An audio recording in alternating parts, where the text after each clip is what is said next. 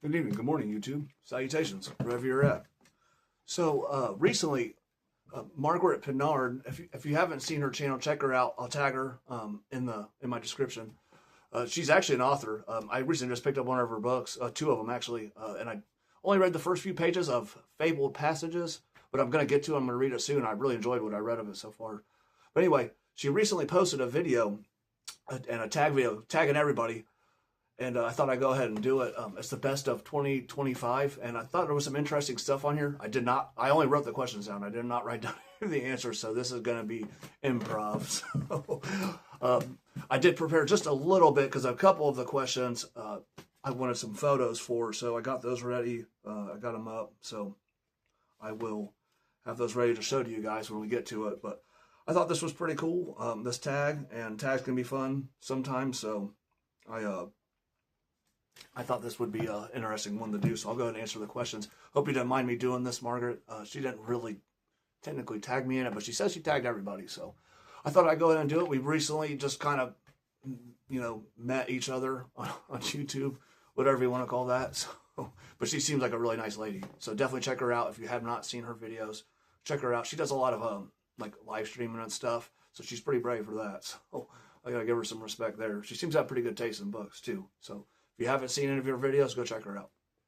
Anyway, so the first one is the best addition to your house, or just the best addition in general. So I kind of took that as best addition to my house. So I went ahead, this year, I added this onto my house. I built this myself onto my porch. I had concrete steps there, and they weren't doing so well, so I went ahead and, sorry if you can't see that, because the glare. Let me see if I can adjust that a little bit again. But yeah, I actually built that because my concrete steps were just not doing well there. The bottom one was starting to crumble, so I just went ahead and built that a wooden porch right on top of it. I'm not quite done with it yet. I'm going to build a handrail this spring and summer. It's not going to take me that long, but it actually go pretty quick. But anyway, so that was a lot of fun to do. I like doing stuff like that. I'm pretty good at woodworking and carpentry. My dad was a mason and a carpenter, and I learned a lot of that stuff from him. So anyway, we can talk about that if anyone's interested in that in the future. We can talk about some carpentry stuff if you want. So the second question is best experiment on the channel. So my channel is completely new, so it's the whole endeavor is an experiment for me. And I'm a little bit of an introvert, but I've been getting better about it. I think I'm not using as many filler words and stuff. I've been working on that. So of course I just said stuff. So, but anyway, and I just said so I gotta stop. Before I keep doing it. Any other experiments? Just doing the tags is kind of tough because you're trying to make friends and stuff, and it can be a little intimidating at times. So anyway, I'm trying to think of anything else. Well, I'm doing the Sharp series by Bernard Cornwell. I just started that. I just posted really my second video about the Sharp series yesterday, but my first of my, reread, all the way through the series. So anyway, so the next question is number 3, best new author. Well, so I'll name 3 here. I'll go ahead and I'll shout out Margaret Pinard here, even though I haven't read any of her stuff yet. The little bit I read the author's note in the first couple of pages of Fabled Passages, and it was very good. Speculative fiction is what she called it, or speculative fantasy, I'm sorry, is what she referred to it as in the intro in that book. So check it out if you haven't read it. The next 2, though, James L. Nelson. James L. Nelson is a historical fiction writer, which is my favorite genre. He wrote,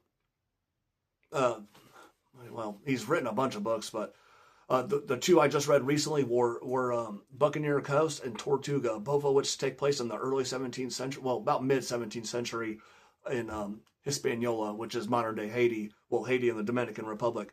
Really, they were really fun, really great books. So I'm going to continue to read some more of his books. He's got another series that's the Viking Age in Ireland, and I think that looks really interesting, and it's on Kindle Unlimited, so I'm going to check it out. I have Kindle Unlimited. So that he's really most well known for Brethren of the Coast, which is like right a similar time frame. I want to say it's closer to the end of the 17th century. Brethren of the Coast is, but it's some pirate stuff. So but pirate books are always fun, right? So definitely gonna check that out. Then the other author I just started reading this year is Dan Jones. Dan Jones writes a lot of nonfiction based on the medieval era. But so he's done, like, I read War of the Roses by him. I read The Plantagenets and War of the Roses, The Plantagenets. I just read his Henry V biography, and I read his first book, which is Essex Dogs. Essex Dogs is a fiction book set during the 100 Years' War, specifically during the Cressy campaign, and it's about the invasion of Normandy and kind of the march through Normandy and just the army marching through and kind of just doing not nice things, right? Going and they're marching to Cressy's a famous battle. If you're not familiar with the 100 Years' War or British and French history, so like a really outstanding victory for the English. Almost as maybe just as big as Agincourt, which would come about 50 years after that. So anyway, it was really good. I've really liked all of his books I've read so far. I want to finish his fiction series, the Essex Dog, which is a trilogy. I got it queued up. I was actually going to start reading it the other day, but I was enjoying the Sharp series so much by Cornwell, I continued to read it. I wasn't planning on reading 5 of those in a row. It just kind of happened. So, but anyway, but that's good, right? That means you're having a good time. So anyway, but yeah, I really like Dan Jones. I really like James L. Nelson. And like I said, check out Margaret Bernard. She seems like a really nice lady. So anyway, the next one is the best new song, number 4. I don't listen to much music, which probably makes me sound boring. I'm sorry. I don't listen to music. I can't even name one. I can't name a single song that's out. Not one. So I don't listen to any music ever. Even when I work out, I don't listen to music. I listen to like audiobooks when I'm working out. I usually just read when I'm working out. And I'll do a set and read a little bit and then do another set. So people used to always think it was weird that I didn't listen to music in the gym. So I work out at home now. I have a home gym. But anyway, sorry. I guess I'm just I'm just boring, I guess. I don't really listen to music. So sorry about that. 5, best new habit. See, I should have prepared a little bit more. New habit. I eat a lot of salad. That's not really new for me though. But it's became my go-to lunch every day at work is salad. What's another good habit? Oh, you know what? I get up about 2 hours where I have to go to work every day, and I often either work out in the mornings or I read in the mornings. It's some of my best reading time. Yeah, that's a good one. So I used to always wake up like an hour before I had to be at work, sometimes less, but just this year, I stopped doing that. Now I wake up about anywhere from about 2 to 2.5 hours before work, which ends up being pretty early. So I get up usually between 3:45 and 4 a.m. in the morning every day. So I don't have to be at work till 6. So anyway, but I've actually really enjoyed that. So I just stuck with it. And like I said, I get a lot of my reading done in that time frame right there. So, or at least a lot of it. I read other times throughout the day too. But anyway, that's been really good for me. I've really enjoyed that. Gives me I just enjoy that. I get to make breakfast and all, and kind of take my time in the morning. So anyway, number 6 is best movie. Well, this is pretty easy. I've only seen 2 movies this year, at least new ones. For new movie, I'm gonna say Superman. I really enjoyed it. Superman was really good. It actually inspired me to read some comic books for a little while, which I read comic books here and there, not all the time. Certainly not as much as I did when I was a kid, but I will here and there. So I ended up reading some Superman comics after that I really enjoyed. But yeah, I really enjoyed that Superman movie. I thought that was really good. The only other new movie I saw this year was just recently was the new Avatar. I don't even remember what it's about, to be honest. I'm surprised that movie doesn't offend people. Anyway, I'm not gonna get on that, but I'll go ahead and cheat a little bit. I also saw for the first time this year the Sharp TV series, although they are movies made for TV. So they would make like 2 a year, or they did it basically through all of the 90s. But I watched the first one and I really liked it. I thought it was really great. So check that out, the Sharp TV series. So anyway, so the next one is 7, best new recipe made or tasted. See, this one's kind of hard, man. I guess I'm a bit of a creature of habit. I eat the same stuff all the time. What was it? I did come up, I made some Italian subs I've made a few times this year because I thought they were really good. Some homemade Italian subs. What's another one? There's a homemade pizza that we do. That's pretty good. It's like a deep dish pizza. You know, because I'm from Chicago, so I really like deep dish pizza. Um, I don't know. That one's tough. I was trying to think. I'm just not that into cooking. It's sustenance for me. You know, I'm just trying to stay alive. So, eat enough to, recover from working out and stuff. So, anyway, hey, which is best new plant friends. I got a picture of this too. Well, actually, that first picture I showed you guys of the porch I built, there's actually bushes next to that too. So I pulled up the old bushes that were out there and I put new ones in. They're like evergreen bushes, not the needly kind though.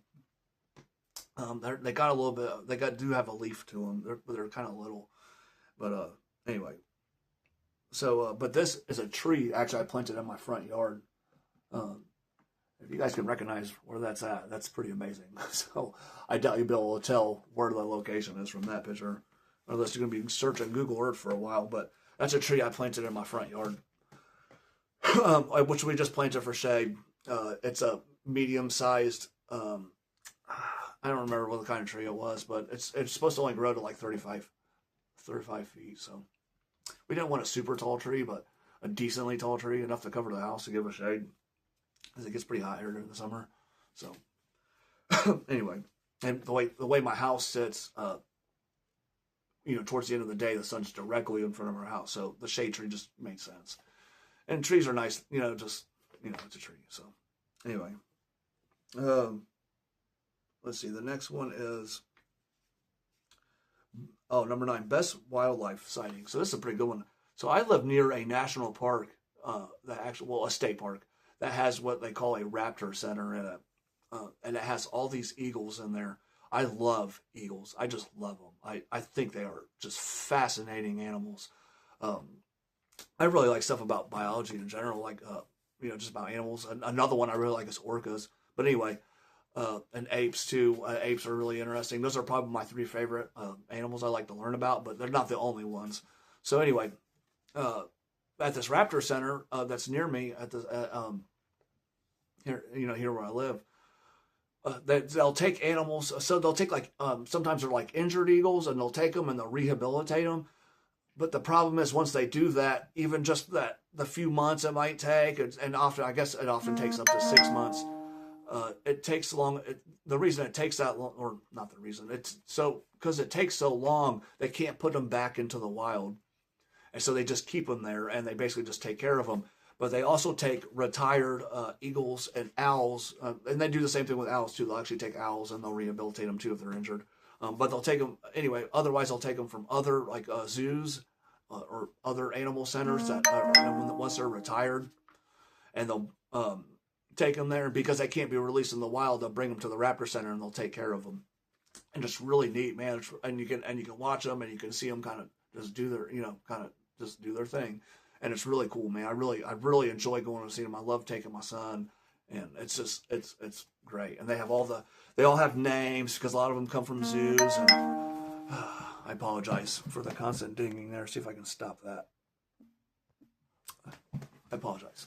So anyway, it's a really fascinating place to go, and you can see them kind of in their habitat. So anyway, so number 10, best new skill or personal discovery. Well, I did actually work on my French quite a bit this year, but that's not a new skill for me. I've been learning French for years. I just kind of do it on and off.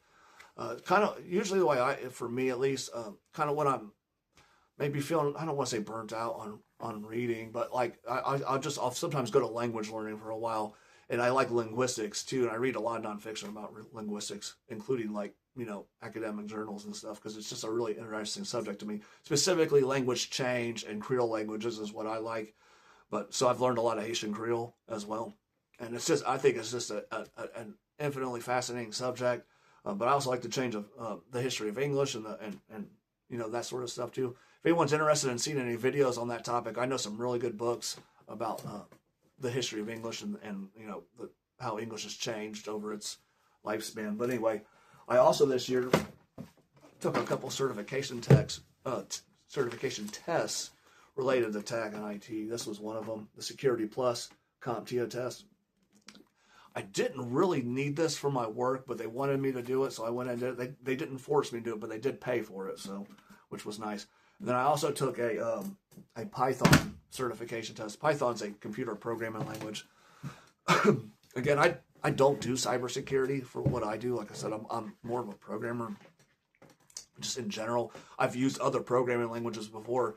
I've also used Python before, but that's just the first time I ever took a certification test, and I kind of brushed up my skills on it and learned more about it, and it was a lot of fun. I really enjoy doing that kind of stuff. So anyway, it's always good to learn new skills. I'm a big believer in that, actually. So, and there's just all kinds of stuff that, you can learn in life. I've used PowerShell before too. I actually worked on my PowerShell programming this year as well. So again, like stuff's kind of actually just adjacent to what I do for a living, but it's similar, and that having those skills are still valuable. So I definitely recommend it. And these are things you can go do. All these IT certifications, you go do that. You can do that on your own. You don't have to go to school for it or anything. You can just go do it.